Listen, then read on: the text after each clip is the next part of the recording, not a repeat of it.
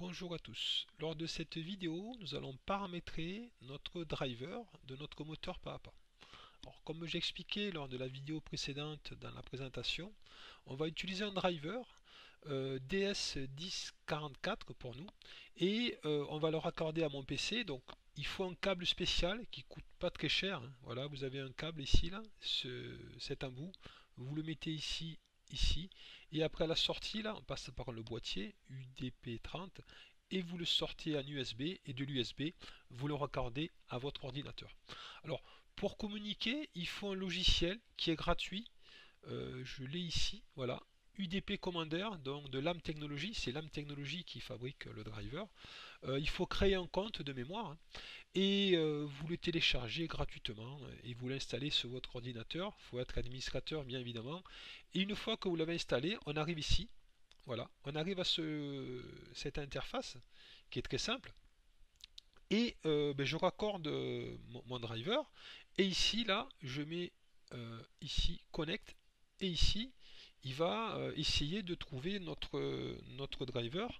Alors là il me le trouve pas. S'il me l'a trouvé, vous voyez directement, il me l'a trouvé. Si j'aurais pu me mettre ici par exemple, vous voyez, je me mets là et il me trouve directement que moi j'ai un 1044 qui est raccordé. Une fois qu'il me l'a trouvé, il faut le savoir, il faut double-cliquer ici. Je double-clique sur ce qui m'a trouvé.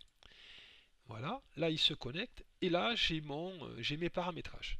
Alors, je ne vais pas tout vous expliquer, c'est pas le but de la vidéo, hein, mais je vais vous expliquer l'essentiel. Qu'est-ce qu'il faut faire? Il faut ici régler l'intensité de mon moteur.